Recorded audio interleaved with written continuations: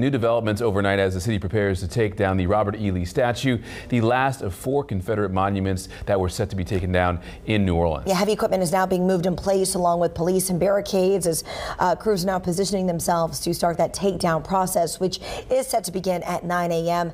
Kelsey Davis has been out there for us for most of these early morning hours and can give us a live look at what's happening now. Hey there, Kelsey. Hey, Randy, that's right. We're live on Howard Avenue right now. We started off over on St. Charles Avenue, but you can see behind me why we had to move.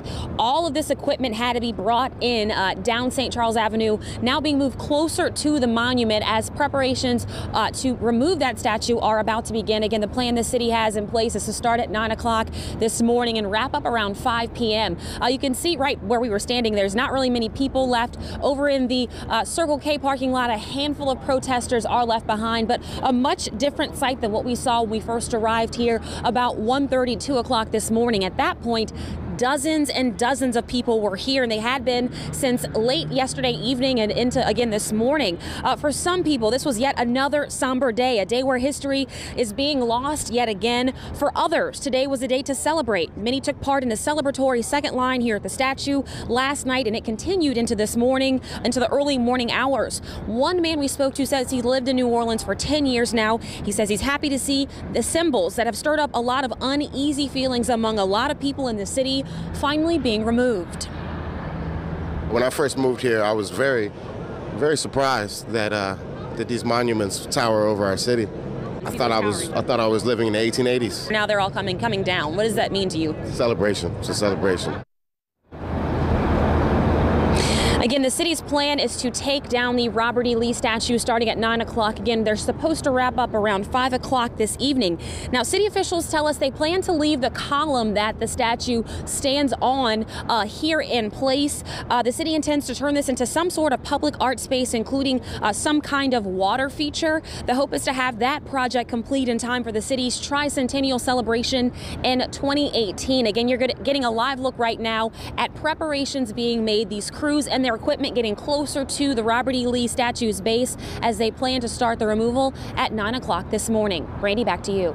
And Kelsey, when it comes to those crowds, how are they looking right now? I know we saw several dozen people out there, a lot of skirmishes and things like that. What's the situation this morning?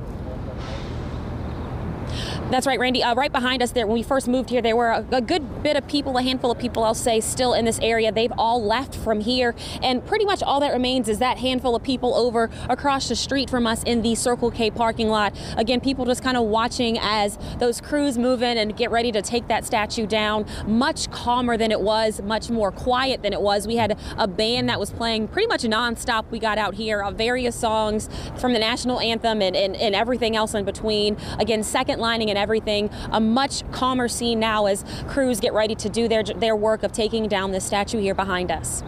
And Kelsey, speaking of those crews, you've covered some of the other monument removals. Is there any special equipment or anything out there that you see this time because of the way this Lee Circle statue is placed so high above the circle there? Right now, I'm not seeing anything too different. There's a cherry picker that we see getting closer. It looks like that's going to have a worker go up to the top of the statue. I'm assuming to do some detaching, some saw work, some welding or what have you to try to remove that statue from its base. Again, it's been there for close to 100 years now, or over 100 years now, really.